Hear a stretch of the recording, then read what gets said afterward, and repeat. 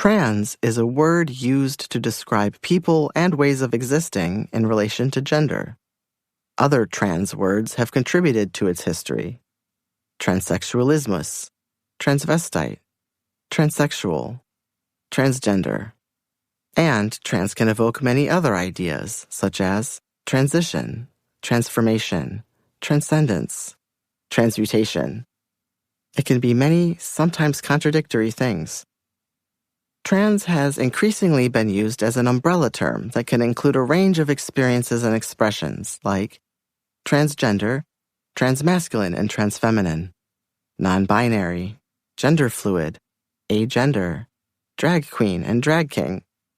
However, not everyone who uses these words also uses trans to describe themselves. And even people who use the same word to describe themselves can have different reasons for doing so. Even the experts agree that the meaning of the word transgender is subject to change. Dr. Susan Stryker, author of Transgender History, says, Transgender is a word that's come into widespread use only in the past couple of decades, and its meanings are still under construction. There are as many ways to be trans as there are trans people.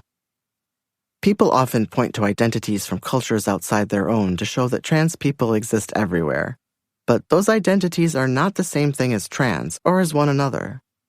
Besides trans, there are many other examples of culturally specific gender identities used by people living today, and they have unique and evolving histories that could fill entire books of their own. Identities such as Cariguarme, Andes region in South America. Fa'afafine and Fa'atama, Samoa. Two-Spirit, Turtle Island. Dilba and Natle, Dene, North America. Mushe, Southern Mexico. Bade, Crow, North America. Hijra, India and Pakistan. Winkte, Lakota, North America. Khwaja Sara, Pakistan. Mahu, Hawaii. Omegid Gunayala. Vakasar Lewa, Fiji. Travesti, South American and Latin American countries. Leyte, Tonga. Kwar, Hong Kong. Puying, Thailand. Bernesha, Albania. Exugenda, Japan.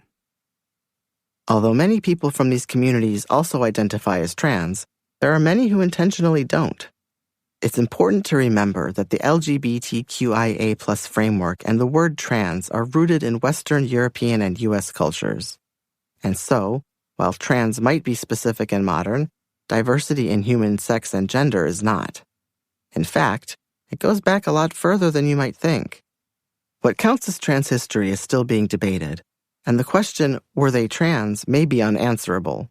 But there are a lot of other questions that can be answered.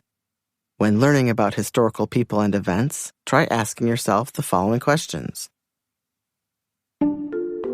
Why do we care whether historical figures were trans or not? How has this history shaped the lives of trans and gender nonconforming people? Do these stories challenge any common assumptions about the timelessness of gender roles?